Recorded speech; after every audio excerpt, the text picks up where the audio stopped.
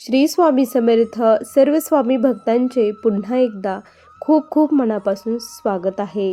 स्वामी भक्तांनो, स्वामींचा जो भाग्यवान सेवेकरी असेल त्यालाच आज स्वामींचे प्रत्यक्षात दर्शन घडणार आहे. आज या ताईंसोबत महाराजांनी ज्या ज्या प्रचिती दिल्या आहे त्या सर्व प्रचिती आपण पुराव्यासोबत तुमच्यासोबत शेअर करत आहोत. किती सुंदर अनुभव आहे, किती सुंदर प्रचिती आहे. प्रत्येक स्वामी भक्ताची इच्छा असते की महाराजांनी मला दर्शन द्यावं. त्यासाठी या ताईसारखं नक्की प्रत्येकाने करून बघा. तुम्हाला देखील महाराज अशा प्रकारे दर्शन देतील. चला तर मग सुंदर अशा अनुभवाला सुरुवात करूया. तत्पूर्वी तुम्ही जर आपल्या चॅनलवरती नवीन असाल तर सबस्क्राईब करायला विसरू नका, कारण असेच रोज स्वामी आईंचे नवीन नवीन अनुभव या चॅनलवरती येत असतात. तसेच तुम्हाला देखील स्वामींचे असेच अनुभव असतील तर आपल्या व्हॉट्सॲप ग्रुपला जॉईन होऊन तुम्ही मला तुमचा अनुभव शेअर करू शकता. व्हॉट्सॲप ग्रुपची लिंक डिस्क्रिप्शन बॉक्समध्ये दिली आहे. तसेच आपल्या चॅनलवरती 1 कोटी नामस्मरणाची सेवा सुरू आहे, ती 4 वाजता होते. ताई म्हणतात, सर्वप्रथम सर्वांना श्री स्वामी समर्थ. अनंत कोटी ब्रह्मांड नायक राजाधिराज योगीराज परब्रह्म भगवान श्री स्वामी समर्थ महाराज यांच्या चरणी त्रिवार वंदन. स्वामी भक्तांनो, आज मी तुम्हाला मला दिलेली स्वामींनी खूप मोठी प्रचिती शेअर करत आहे. मी मुंबई येथील रहिवासी आहे. स्वामी भक्तांनो, मी महाराजांची फार काही सेवा करत नाही, तोडकी मोडकी थोडीशी सेवा करते, पण त्यामध्येच महाराज माझं सर्व काही ऐकतात, मला प्रचिती देतात. ते माझ्यासाठी खूप मोठी भाग्याची गोष्ट मी समजते. स्वामी भक्तांनो, सर्वप्रथम सांगायला मला फार आनंद वाटतो की मी महाराजांच्या सेवेमध्ये कशी आली. माझं जेव्हा महाराजांचं आगमन माझ्या जीवनामध्ये होणार होतं त्या क्षणी महाराज माझ्या जीवनात आले. कारण प्रत्येक भक्ताला एक योग्य वेळ महाराजांनी दिलेली असते त्यांच्या जीवनामध्ये प्रवेश करायची. असंच माझं झालं. माझं सर्व काही सर्व व्यवस्थित सुरळीत. पण माझी जी काही मावस बहीण आहे तिने मला असंच एकदा कॉल केला होता. आमचं कॉलवर बोलणं झालं आणि तिने महाराजांविषयी मला सांगितलं, तू स्वामींची सेवा कर, ते प्रत्यक्षात आहे कलियुगामध्ये आणि त्यांची खूप लवकर प्रचिती येते, खूप लवकर अनुभव येतात, असे तिने मला सांगितलं. आणि मला खूप असं विश्वास जागृत झाला आणि मी तिला फक्त एवढंच म्हटले की हो, मी महाराजांची सेवा करेल. म्हटलं मी यांची सेवा, असं मी म्हटले. त्यावेळेस मला स्वामी काय, ते कसे दिसतात, काही एक माहीत नव्हतं. ज्या दिवशी मी म्हटले की मी महाराजांची सेवा करेल म्हणून, त्या दिवशी महाराजांनी मला स्वप्नामध्ये येऊन दर्शन दिलं. स्वप्नामध्ये सुरुवातीला मी पहिल्यांदा महाराजांचं दर्शन घेतलं. त्यांचा चेहरा मला माझ्या स्वप्नामध्ये दिसला. त्यानंतर मला खूप आनंद झाला आणि मग मी महाराजांची सेवा करू लागले. महाराजांची मूर्ती आणण्यासाठी मला 1-1.5 महिन्याचा कालावधी लागला. मला फार दिवस स्वामी सेवेत येऊन झालेले नाही स्वामी भक्तांनो, फक्त 9 ते 10 महिने झालेले आहे. पण या 10 महिन्यामध्ये महाराजांनी इतके सुंदर अनुभव मला दिले, ते मी माझ्या जीवनामध्ये कधीच विसरू शकणार नाही.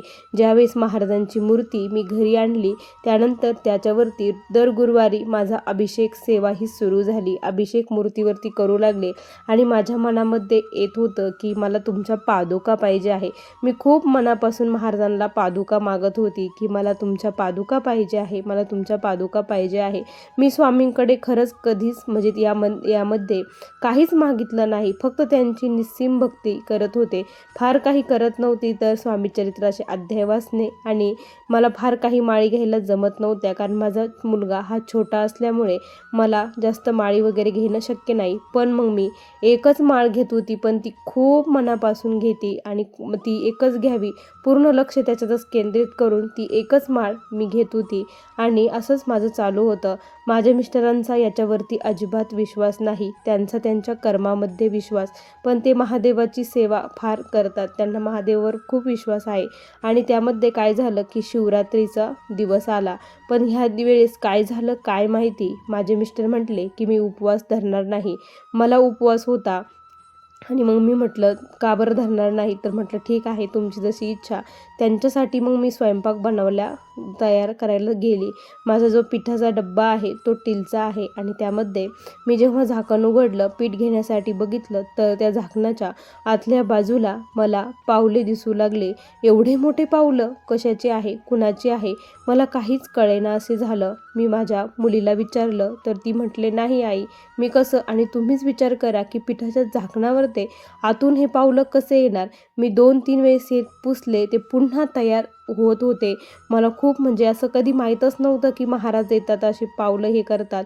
मला खूप म्हणजे खूप वेगळं त्यावेळेस वाटत होतं. मग मी त्याचे फोटो काढून घेतले आणि मिस्टरांना दाखवले, तर मिस्टर मला म्हटले की "काही पण म्हणते, असं काही नसतं. तेल वगैरे सांडलं असेल, ते चिपकलं असेल, असे असेल. असं काही नसतं, ही सर्व काही अंधश्रद्धा आहे, प्रचिती वगैरे काही नाही." असं माझे मिस्टर बोलले. मग मी माझ्या बहिणीला माझे ते फोटो दाखवले. त्यावेळेस बहीण म्हटली, "अगं, तू महाराजांना मनापासून पादुका मागत होती. प्रत्यक्षात महाराज तुझ्या घरामध्ये आले, तुला दर्शन दिलं. तू किती भाग्यवान आहे. पूर्वजन्मी महाराजांचं आणि तुझं काहीतरी नातं असणार. त्यामुळे एवढ्या लवकर तुला ही प्रचिती मिळाली. कारण खूप भक्त हे महाराजांची सेवा करतात, पण त्यांना अशी काही प्रचिती मिळत नाही. तू खरंच खूप भाग्यवान आहे." असं ती मला म्हटली. त्यावेळेस मला खूप आनंद झाला. मग मी त्या फोटोचं लॅमिनेशन करून घरामध्ये आणलं. मला प्रचंड आनंद त्यावेळेस झाला. त्यानंतर मग मी महाराजांसाठी जेव्हा जेव्हा अभिषेक करायला लागली, तेव्हा महाराज मला वेगवेगळ्या रूपामध्ये दर्शन देऊ लागले. वाटीमध्ये ओम तयार व्हायचा, महाराजांचं पावले तयार व्हायची, दह्याच्या वाटीमध्ये, साखरेच्या वाटीमध्ये असे वेगवेगळे आकार तयार होऊ लागले. दिव्यामध्ये देखील वेगवेगळी प्रचिती येऊ लागले. मला खूप म्हणजे खूप आनंद वाटायचा. एक दिवस असंच काय झालं की गुरुवार होता. गुरुवारी मी महाराजांची पूजा वगैरे केली. त्यानंतर महाराजांना अष्टगंध लावला. त्यांच्या पायाला देखील अष्टगंध लावला. पण थोड्या वेळाने जेव्हा मी बघितलं, त्यावेळेस मला असं जाणवलं की महाराजांच्या पायामध्ये काहीतरी प्रतिकृती तयार झालेली आहे. मग मी ते नीट व्यवस्थित बघितलं, फोटो काढून बघितला, झूम केला, तर त्यामध्ये शंकराचं पूर्णपणे दिसत होतं. जटा असलेल्या, नाग असलेल्या पूर्ण त्यांची प्रतिकृती तयार झालेली दिसली. मला त्यावेळेस देखील खूप म्हणजे खूप आनंद झाला. एक दिवस असंच स्वामी भक्तांनो, मी महाराजांचं स्वामीचरित्राचं पारायण करत होते. पारायण करताना काय झालं की माझं पारायण पूर्ण झालं. उन्हाळ्याचे दिवस होते आणि पारायण कंप्लीट झालं. एप्रिलचा महिना होता आणि मग मी माझे पुस्तक आहे स्वामीचरित्र, ते देवघरावर ठेवायला गेली. त्या क्षणी मला असं दिसलं की महाराजांचा जो टोप आहे तो वरती सरकला. माझ्यासमोर तो वरती गेला. मला खूप वेगळं वाटलं की अचानक हा फिट्ट टोप वरती कसा गेला. जेव्हा मी माझ्या बहिणीला कॉल केला, त्यावेळेस ती म्हटली, "अगं, महाराजांनी तुला सांगितलं की मला गरमी होत आहे, हा टोप काढ." आणि मग त्या क्षणीपासून मी तो टोप काढून ठेवला. त्यानंतर स्वामी भक्तांनो, आता जी प्रचिती मी तुम्हाला सांगणार आहे, ती प्रचिती मी कधीच विसरू शकणार नाही. आत्ता महाराजांची जी स्वामी जयंती झाली, त्यामध्ये आमच्या मठामध्ये देखील महाराजांचा खूप मोठा उत्सव साजरा केला होता. त्यावेळेस मी श्रीपाद श्रीवल्लभ पारायणाला बसलेली होती आणि मी जेव्हा प्रकट दिनाच्या दिवशी महाराजांच्या आरतीला गेली, जयंती दिवशी, त्यावेळेस महाराजांच्या आरतीला गेली आणि महाराजांना मी म्हणत होती की "स्वामी, मला तुम्ही दर्शन द्या. मला असे तुम्ही खूप दर्शन दिले, पण मला आता तुम्ही मानवाच्या रूपामध्ये येऊन दर्शन द्या." असं मी म्हणत होते आणि मला वाटलं की महाराज माझी इच्छा पूर्ण करतील. मी आजूबाजूला खूप बघितलं, पण महाराजांनी मला काही दर्शन वगैरे दिलं नाही. श्रीपाद श्रीवल्लभ पारायण होतं, त्यावेळेस महाप्रसाद देखील खूप मोठा त्यावेळेस दिवशी केलेला होता. मग मी म्हटलं की माझे जे अध्याय राहिलेले आहे ते मी संध्याकाळी वाचेल. आता जी काही सेवा आहे ती सेवा आपण करूया, असं माझ्या मनामध्ये आलं आणि मग तसंच केलं. संध्याकाळी मी मठामध्ये गेली. तिथे माझे पारायण वाचायला मी बसली एका टेबलावरती. म्हटलं इथे वरती आपण आपले अध्याय वाचूया असं. आणि माझ्याच शेजारी एक खूप दिव्य अशी व्यक्ती होती, खूप उंच व्यक्ती. तिने असे वेगळे जसे राजे बूट घालतात तसे बूट घातलेले होते आणि ती व्यक्ती तिथे प्रसाद घेत होती, प्रसाद खात होती. आणि माझ्या मनात असं वाटलं की तिथे बसले, मला कशी खूप भीती देखील वाटली की इथं बसल्यानंतर. पण मग मी माझ्या मनात वाटलं की हे महाराज आहेत वाटतं, असं माझ्या मनात आलं. पण मी म्हटलं की मग महाराज असतील तर माझ्याशी बोलतील, असं मी म्हटलं. आणि त्यानंतर ते लगेच मला म्हटले की "प्रसाद किती वाजेपर्यंत चालू आहे?" असं त्यांनी मला विचारलं. तर मी म्हटलं संध्याकाळपर्यंत आहे प्रसाद. त्यानंतर मग मी त्यांना विचारलं की "तुम्ही कुठले आहात, कुठून आलात?" तर ते म्हणे "आम्ही ईस्टवरून आलेलो आहेत." आता माझ्या मनामध्ये वाटलं ईस्टवरून इथेच कुठेतरी कोणीतरी असेल, जाऊ दे आपल्याला काय करायचं, असं म्हणून मी माझं पारायणाला सुरुवात केली. त्यानंतर काय झालं की जेव्हा मी घरी आल्यानंतर मग मला क्लिक झालं की महाराजांचा प्रसाद घेण्यासाठी आतमध्ये जो कोणी व्यक्ती येतो तर तो तर चप्पल तर बाहेर काढतो आणि ह्या व्यक्तीने चप्पल घालून प्रसाद घेतला, असा सामान्य माणूस तर करू शकत नाही. आणि जी काही चप्पल होती, जे काही बूट होते, ते सामान्य नसून जसे महाराजे राजे घालतात त्याच्यावरती त्या बुटा, खूप जुन्या काळचे जे बुटं, ते बुटं घातलेले होते. आणि मग मला असं वाटलं की हे महाराजच होते की काय, असं माझ्या मनामध्ये त्यावेळेस यायला लागलं. कारण साधारण व्यक्ती कितीही नास्तिक असला तरी तो चप्पल घालून तर महाराजांचा प्रसाद घेणार नाही, हे माझ्या मनात आलं. मग मी स्वामींना म्हटलं की जर तुम्हीच असताल, तुम्ही होते, तर मला काहीतरी संकेत द्या की हे तुम्हीच होतात म्हणून. त्यानंतर काय झालं की माझी जी एक मैत्रीण आहे तिचा मला कॉल आला. तिचा कॉल आल्यानंतर ती म्हणे, अगं तुमच्या तिथे महाराजांचं केंद्र आहे का, दिंडोरी प्रणीत असं. तर तिला म्हटलं, नाही गं, आमच्याकडे असं दिंडोरी प्रणीत केंद्र नाही, पण आमच्याकडे जो मठ आहे त्या मठामध्ये मी जाते म्हटलं महाराजांच्या आरतीला. तर ती म्हणे, अगं तुमच्या तिथे दिंडोरी प्रणीत असेल, तिथे खूप छान छान सेवा होतात, तिथे जास्त सेवा होतात महाराजांच्या. दिंडोरी प्रणीत केंद्र कुठे आहे जवळ बघ.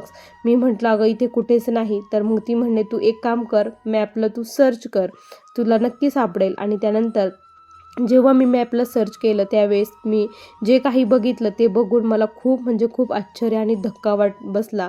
आणि तिथे आलं होतं की महाराजांचं जे केंद्र आहे ते ईस्टला आहे. आणि त्या व्यक्तीने देखील सांगितलं की मी ईस्टवरून आलेलो आहे. हे बघून मला खूप थरारून काटा आला, डोळ्यातून अश्रू आले. मी खूप रडले की महाराज, तुम्ही खरंच माझी इच्छा पूर्ण केली, मला दर्शन दिलं, पण मी तुम्हाला ओळखू शकले नाही. माझा पूर्ण विश्वास बसला की नाही, ते महाराजच होते. त्यानंतर मग मला त्या मठामध्ये केंद्रामध्ये जाण्याची प्रचंड इच्छा झाली. गुरुवार होता. मिस्टरांना म्हटलं, चला ना आपण आरतीला जाऊया, म्हणून महाराजांची आरती करूया. तर मिस्टर म्हटले की मी खूप दमून आलेलो आहे, माझ्या मागे लागू नको, मी तुला कुठेही नेणार नाही. काय हे तू वेड लावलंय महाराजांचं, सारखं त्यांचंच ऐकती, सारखं तेच करती, असं का बरं करते तू, असं ते मला खूप रागवले. मला खूप रडायला यायला लागलं. मी त्यांच्यासमोर नाही पण मागे खूप रडती, असं त्यांना जर बोललं महाराजांना तर मला खूप वाईट वाटतं की स्वामींना बोलल्यानंतर. मग मी खूप रडली महाराजांची. मग मी एकटीच रिक्षा केली आणि एकटीच आरतीला गेली. तिथे आरती वगैरे केली तेव्हा मला खूप छान वाटलं, प्रसन्न वाटलं. आता मी महाराजांच्या आरतीला एकटीच जाते. माझी एकच इच्छा आहे, स्वामींनी आत्तापर्यंत खूप साऱ्या प्रचिती मला प्रत्यक्षात दाखवून दिलेलं आहे की हम नाही गया नाही जिंदा हूँ, मी तुझ्या सोबत आहे, भिवू नकोस, मी तुझ्या पाठीशी आहे. मी खरंच सांगते स्वामी भक्तांनो, मी फार काही करत नाही, थोडीशीच सेवा करते, पण खूप मनापासून करते आणि महाराजांकडे काहीच मागत नाही. मी फक्त त्यांचं दर्शन मागते, त्यांना मागते, महाराजांना मागते, बाकी काहीच मागत नाही. या संसारातील कुठलीच गोष्ट मला त्यांना मागूच वाटत नाही. खरं सांगते, माझी जी बहीण आहे ती देखील मला म्हणते की तू माझ्यासाठी महाराजांकडे माग, संतान प्राप्ती माग, पण मी म्हणते की तू स्वतः केलं तर चांगलं राहील. आणि महाराजांकडे मागायचं काय, जसे आपले कर्म आहे, जसे भोग आहे तसे आपल्याला भोगावेच लागणार आहे. तर त्यांना का बरं त्रास द्यायचा, फक्त त्यांची सेवा आराधना करायची, त्यांना पूर्णपणे आपलं मानायचं, त्यांना आपण पूर्णपणे समर्पित व्हायचं. त्यांना जे करायचं ते करणार, योग्य वेळ आल्यानंतर आपल्याला जे द्यायचं आहे ते देणारच आहे, असे मला वाटतं.